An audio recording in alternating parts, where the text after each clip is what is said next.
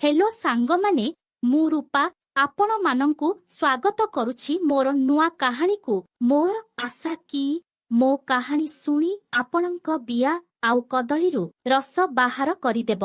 कहानी सुनी सारिला परे टोका माने कदली को हलेई हलेई बीर्ज काढ़ी पकेइबे। आउ आम ओडिसार सुंदरी टोकी झियो एवं भाउज माने तांको बाळुआ बियारे आंगुली बाइगण गाजर पुरेई पानी बाहर करिबे। हो काहा काहा बिया आउ कदलीरु केते रस बाहरिला मते कमेंट रे जणैले मु खुशी हेबी। आउ डेरी न करी कहानीटिकु आरंभ करुछि। आम घर संबलपुर। आम घरे मु मो बोउ ओ मो भाई रहुछु। मो बापा गुजरात रे गोटे कंपानी रे काम करंती। से वर्षकु थरे किंबा दिथर घरकु आसंती। मो भाईर ना हेउछि राजेश। राजेश देखिबाकू बहुत सुंदर पिलाटिए। मु वर्तमान भुवनेश्वर रे पीजी करुछि। समस्ते कुहंती भाई भौणी गिहा गेही हबा खराब चरित्र ओ एहा पाप, किंतु आमे भाई भौणी केबे सेमिति भाबिनु ओ आमकु गारे समस्ते भल पिला बोली कुहंती ओ आम पाठ पढ़ारे एहार किछि प्रभाव पड़िनी। मो भाई राजेश एबे संबलपुर कॉलेज रे बीबीए पढ़ुछि। मु एबे भी मो भाई राजेश ठारू गिहा खाउछि। मो भाई राजेश मते ता जीवन ठारू मध्य अधिक भल पाए। एही घटना बेले मु +2 पढ़ुथिबा बेले मो भाई राजेश 10म श्रेणी रे पढ़ुथिला। आमे भाई भौणी दुहे गोटिए रूम रे पढ़ु। आउ सेई घरे मध्य आमे दुहे सोईथाउ। मो बोउ आउ गोटे रूम रे सोईथाए। मो जीवनर एही घटनाटी एक वर्षा रातिर घटना। सेदिन जोर रे झड़ वर्षा हेला ओ जोर रे घड़घड़ी मध्य मारिला। एही समय रे मु डरी जाइथिली। मो भाई पाखरे जाई सोइली। मो भाई पाखरे सोइला बेले मते अड़ुआ अड़ुआ लागुथिला। राती अधारे मो निद भांगी गला।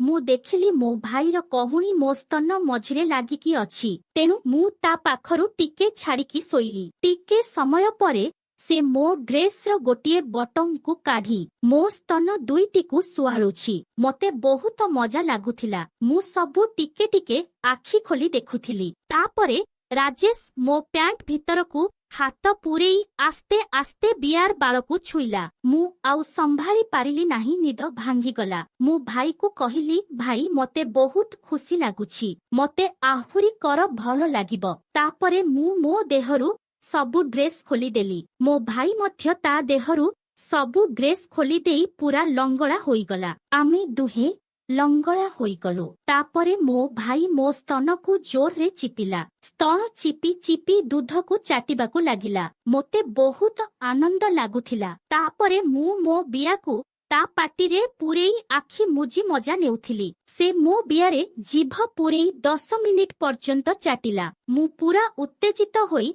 तार कदली को चुहिली। तापरे मु तार कदली को धरी मो बिया कणारे पुरेई ता उपरे बसी पड़िली। भाईर कदली पूरा मो बिया भीतर को पसिगला। सेतेबेले मोते बहुत कष्ट हेउथाए। मु आगरु काहाकू भी गेही नथिली, तेणु मो बिया बहुत कष्ट हेउथिला। भाई मते किछि समय गेहिबा परे ताकसी कदलीरु रक्त बाहरी पड़िला। से कांदी पकाइला। मु आगरु मो बिया भितरे हाथ पुरेई बिया पूरा पुला करी देइछि। सेथिपाई मो बिया भितरकू तार कदली गबगी पसिगला। तापरे राजेश भाई मते तळे सुआई देला। मो जंघ दुईटाकू मेलाई ता कसी कदली को मो बियारे आस्ते आस्ते पुरेई गेहिला। मु ताकू जोर रे गेहिबा पाई कहिली। से मोते जोर रे निर्धुम गेहिला। मु कांदी पकाइली। एही समय रे भाईर सबु बीर्ज मो बिया भितरु बाहरी गला। तापरे आमे दुहे हालिया होई गलु। आमे दुहे प्राय 50 मिनिट पर्यंत गिहा गेही हेलु। तापरे किछि समय परे राजेश भाई मो दूध मझिरे तार कदली को घसिला। मो स्तन को धरी मो स्तन मझिरे तार बांड को पुरेई निर्धुम गेहिला। तापरे जेतेकी बीर्ज बाहरिला मो स्तन उपरे पकाई देला। तापरे मु तार बांड को पाटी रे पुरेई चोसीबाकू लागिली। मु आउ मो भाई सेदिन मन खुशी रे कराकरी हेलु।